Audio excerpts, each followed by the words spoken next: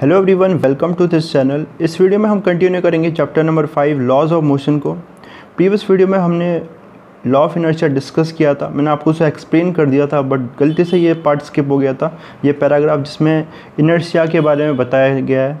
ठीक है, तो इनर्शिया क्या है? ये प्रॉपर्टी है जिसकी वजह से एक बॉडी कोई भी चेंज को, अपने चेंज ऑफ स्टेट को रजिस्ट करती है। ठीक है, अगर वो रेस्ट में है तो रेस्ट में रहना चाहेगी, और स्टेट मोशन में है तो मोशन के स्टेट में रहना चाहिए, अनटिल और अनलेस एक एक्सटर्नल फोर्स ना लग जाए। तो ये वाला पैराग्राफ स्किप हो गया था और गलती से मैंने फर्स्ट लॉ को एक्सप्लेन कर दिया था। ठीक है, तो हम कंटिन्यू यहाँ से करेंगे आर्टिकल नंबर 5.4 से, न्यूटन के 3 लॉ से। एक बार फिर से देख लेंगे न्यूटन फर्स्ट लॉ को। ओके, सो गैलीलियो's simple but revolutionary ideas rethroned Aristotelian mechanics. A new mechanics had to be developed. This task was accomplished almost single-handedly by Isaac Newton. तो गैलीलियो ने जो एरिस्टोटल आइडिया था, मतलब किसी भी body को मोशन में कंटिन्यू रखने के लिए एक फोर्स की रिक्वायरमेंट थी, इसको रॉन्ग प्रूफ कर दिया था। और उनके अकॉर्डिंग इन्होंने इनर्शिया को लॉ दिया कि कोई भी बॉडी है, अगर वो मोशन में है तो मोशन में रहना चाहेगी, और अगर रेस्ट में है तो रेस्ट में रहेगी, जब तक कि एक्सटर्नल फोर्स नहीं लग जाता। ठीक है, और इसी से दिया है न्यूटन ने फर्स्ट लॉ, जो कि कहता है कि every body continues to be in state of rest or of uniform motion in a straight line unless compelled by some external force to act otherwise.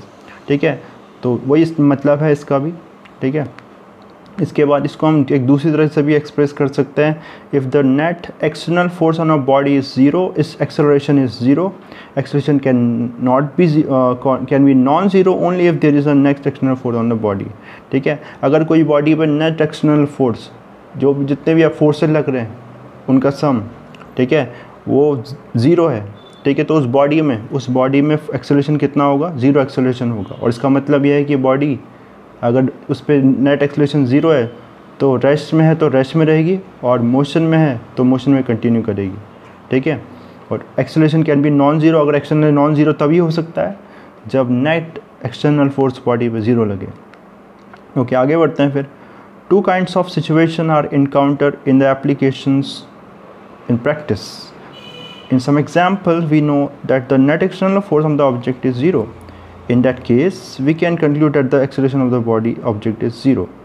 For example, space is out in interstellar space far from all other objects and with all its rocket turn off, has no net external force acting on it.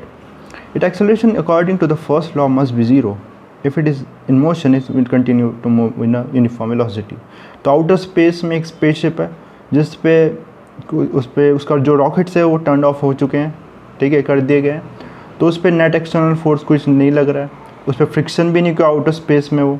Okay, तो अगर वो rest में है तो rest में ही रहेगी, और अगर उसको सपोज उस मोशन में सेट थी पहले से ही और टर्न उसका इंजन ऑफ कर दिया गया, ठीक है, तो उसमें रॉकेट ऑफ कर दिए गए, तो मोशन में कंटिन्यू करेगी। आपने स्पेस मूवीज़ देखी होगी, इसमें आपने ये चीज़ें ऑब्जर्व की होगी। ठीक है, ना आगे बढ़ते हैं फिर। More often, however, we do not know all the forces to begin with. In that case, if we know that an object is unaccelerated, we can infer from the first law that the net external force on the object must be zero. ठीक है, और अगर हमें ये नहीं पता है कि जो सारे फोर्सेस बॉडी में लग रहे हैं, ठीक है, और वो अनएक्सेलरेटेड है, मतलब नेट फोर्स उसमें, नेट एक्सेलरेशन उसमें ज़ीरो है, यूनिफॉर्म मोशन में, रेस्ट में, तो हम ये कंक्लूड कर सकते हैं कि उसमें नेट एक्सटर्नल फोर्स ज़ीरो लग रहा होगा। Okay, now gravity is everywhere for terrestrial phenomena. In particular, every object experiences gravitational force due to the earth. Also, objects in motion generally experience friction, viscous drag. If then on earth an object is at rest or in uniform linear motion, it is not because there are no forces acting on it, but because the various external forces cancel out, add up to not zero, not net external force.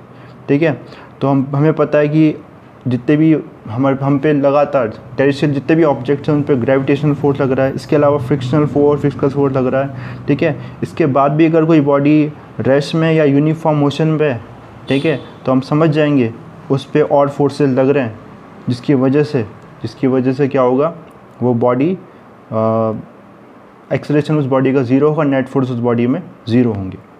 अब इसको समझते हैं एक example से। तो example देखो, Consider a book at rest on a horizontal surface. It is subject to two external forces, the force due to gravity acting downward and the upward force on the book by the table, the normal reaction. तो एक table पे एक book लाई कर रही है, इस पे दो फोर्सेस एक्ट कर रहे हैं. पहला फोर्स ग्रेविटी का फोर्स जो नीचे की तरफ एक्ट हो रहा है, और रिएक्शन फोर्स जो टेबल एक्सर्ट कर रहा है ऊपर की तरफ. ठीक है. R is a self-adjusting force. This is an example of the kind of situation mentioned above. ठीक है. तो जो हमने अभी बात की थी, मतलब जिसमें फोर्सेस नोन नहीं थे, क्या मतलब है इसका देखते हैं.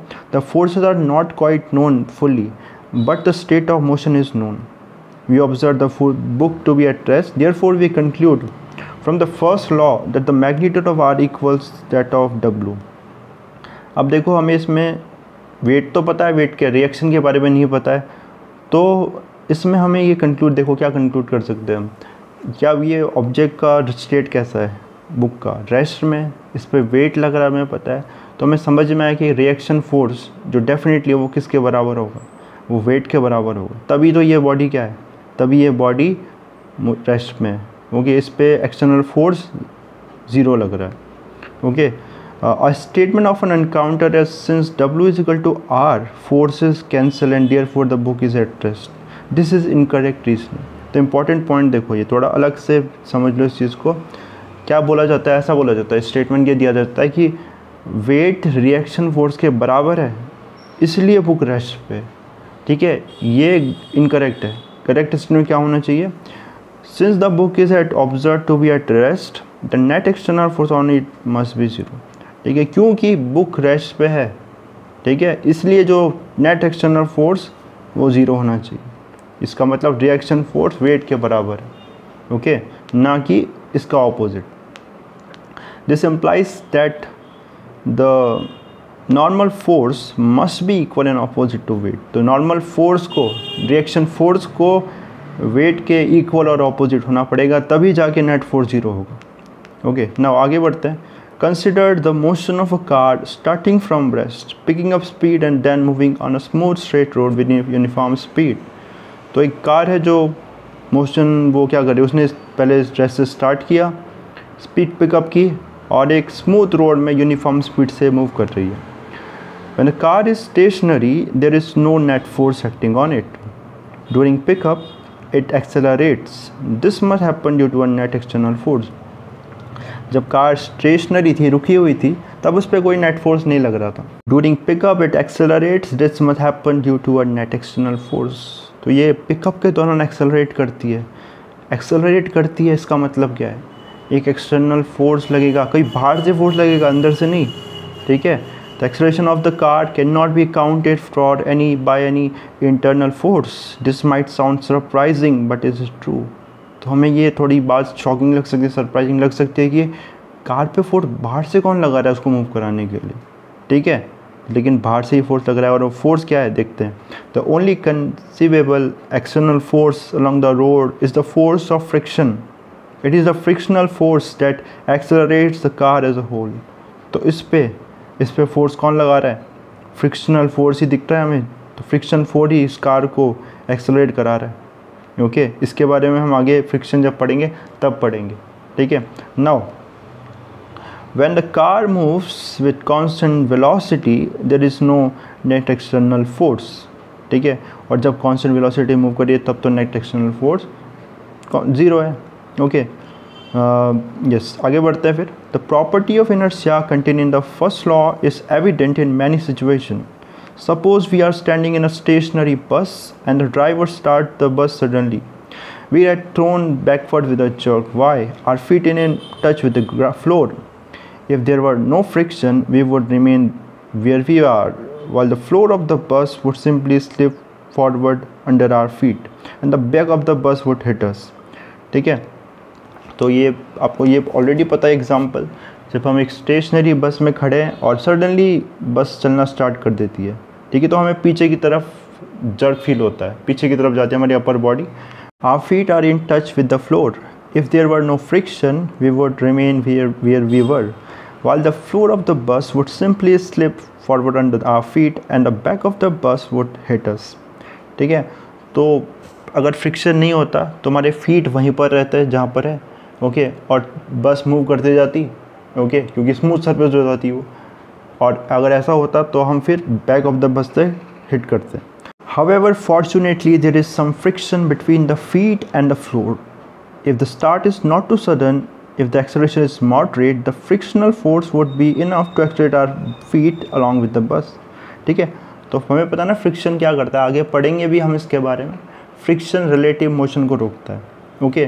तो अगर वो जो एक्सेलरेशन है वो मॉडरेट है, ठीक है, तो क्या होगा, फ्रिक्शन इनफ होगा तो हमारी बॉडी को इसके साथ, बस के साथ मूव कराने में।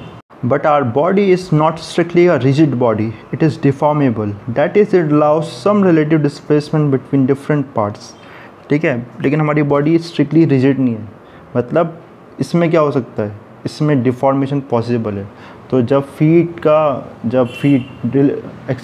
फ्रिक्शन के कारण फीट बस के साथ मूव करना स्टार्ट कर दिए, ठीक है, तो थोड़ी बॉडी डिफॉर्म हो जाएगी, और डिफॉर्म होने की वजह से जो अपर पार्ट होगा वो इनर्शिया की वजह से पीछे रह जाएगा, इसलिए हम बैकवर्ड जर्क एक्सपीरियंस करते हैं। As soon as that happens, however, the muscular forces on the rest of the body come into play to move the body along with the bus.